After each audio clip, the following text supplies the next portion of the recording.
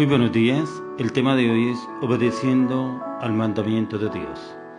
Antes que Jesús ordenara a sus discípulos, como nos dice en la palabra en el libro de Juan, capítulo 4, verso 35, id por todo el mundo y predicad el Evangelio, fue necesario que les diera otro mandamiento, que sería clave para el cumplimiento de esa misión.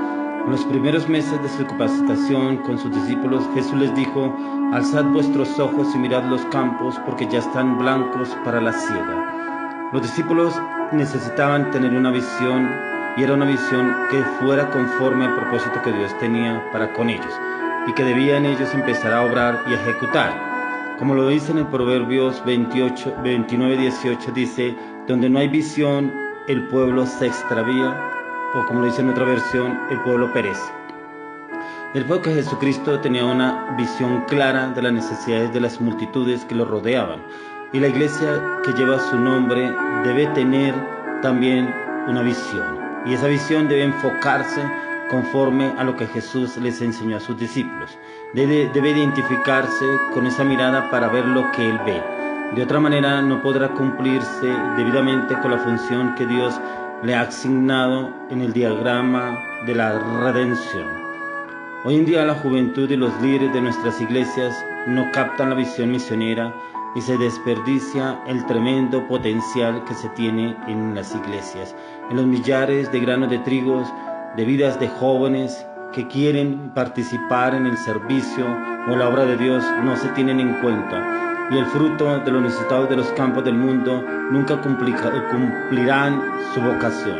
La razón principal por la cual muchos cristianos no han obedecido plenamente a las órdenes de Cristo de predicar el Evangelio y de ir hasta los lugares más lejanos de la tierra es porque han descuidado este claro mandamiento que el Señor le dijo a sus discípulos.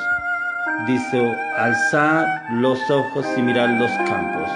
Pero todavía estamos a tiempo para prestar atención a estas palabras y pedimos a Dios que Él nos guíe y nos ayude cómo podemos hacerlo y cómo podemos obrar.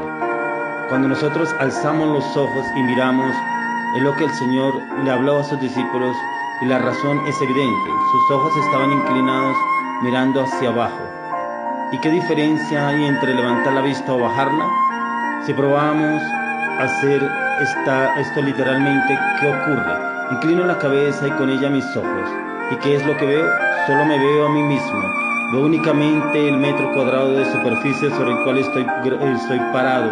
Esta postura física llega a ser el símbolo de una actitud inferior, que consiste en concentrarme en mi persona, en mis propios intereses, en el cual veo mi cuerpo, me veo a mí mismo, veo mi familia, veo mi casa, veo mi trabajo, mis comodidades, considero solo mis planes.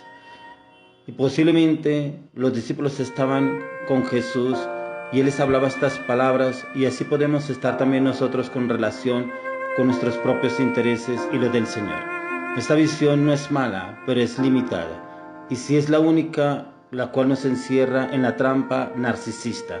Si nuestros ojos espirituales están fijos en nosotros mismos, nos hemos convertido en el centro de nuestra propia visión.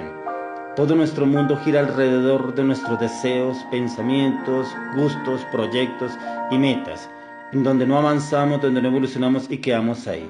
También podemos transportar este concepto al campo religioso y pensar solo en mi iglesia, mi barrio, mi pueblo, mi ciudad, mi país, etc.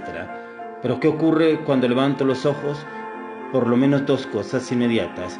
Puedo ver el lugar que está alrededor, es decir, a otros con sus intereses y necesidades aparte de mí mismo.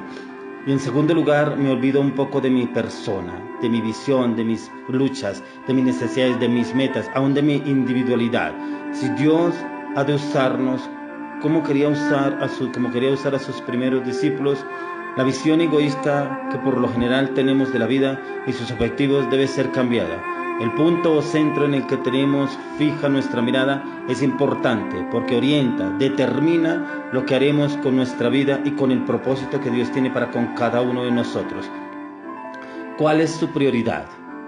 El cuadro de la vida de los discípulos de Cristo que los evangelios nos presentan es como un espejo en el cual nosotros podemos mirarnos. ¿Qué pensaban y qué sentían cuando Jesús les pidió que alzaran sus ojos? Jesús había quedado solo junto al pozo de Jacob porque los discípulos habían ido a la ciudad a comprar de comer, que es lo que nos dice en Juan capítulo 4, verso 8. Al parecer ellos estaban muy ansiosos por el almuerzo, pues llama la atención que para conseguirlo haya ido todo el grupo cuando 2 o 3 de ellos habrían podido traer comida para todos. Comer es bueno, agradable y necesario, forma parte de la vida que tenemos que vivir. Todos tenemos un cuerpo que alimentar y no comer podría ser un pecado si tal acto deteriora nuestra salud y pone en peligro nuestra vida. Jesús también tenía un cuerpo que alimentar, pero en esta ocasión eligió darle prioridad a otra necesidad más apremiante, a la visión dominante, a la visión que él tenía para con sus discípulos. Jesús puso por un tiempo a un lado las propias suyas y así pudo ver y ocuparse de los otros. La mujer samaritana y el pueblo que ella representaba. ¿Qué ocurre con nosotros? ¿Qué lugar ocupa en la lista de prioridades todo lo que tiene que ver con nuestro bienestar material?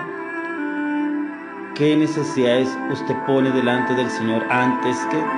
¿Estamos dispuestos ocasionalmente a renunciar o posponer lo que nos interesa a nosotros para poder satisfacer lo que otros necesitan? Jesús le era necesario pasar por Samaria. ¿Y por qué era necesario? Porque cuando vemos en esta palabra que él tenía que pasar por Samaria, tal vez la respuesta más simple sea porque esa provincia estaba en el camino y de no hacerlo así hubiera tenido que hacer un largo rodeo o un largo viaje. Otra razón que desde niño nos enseñaron los maestros es que él se convirtió en un grupo de amigos que posteriormente logró traer a los pies del Señor. Las dos razones son evidentes y muy importantes, pero profundizando en la investigación tenemos que convenir que también era necesario pasar por Samaria a causa de los discípulos. Como lo dice en Juan 4:4, ellos tenían una mentalidad muy racionalista. Parece ser que tenían sueños de un reino de Israel restaurado que los colocaría como los días de Salomón, a la cabeza de las naciones de la tierra. Al mismo tiempo conservaban el prejuicio y el desprecio general de los judíos hacia los samaritanos, a quienes los tenían en poco por ser parte de una raza híbrida o mestiza, por haberse tenido un matrimonio y sociedad con personas de otra nación. Pasar por Samaria y ver a samaritanos convertidos entrando en el reino significaba que, para que de tal manera amó Dios al mundo.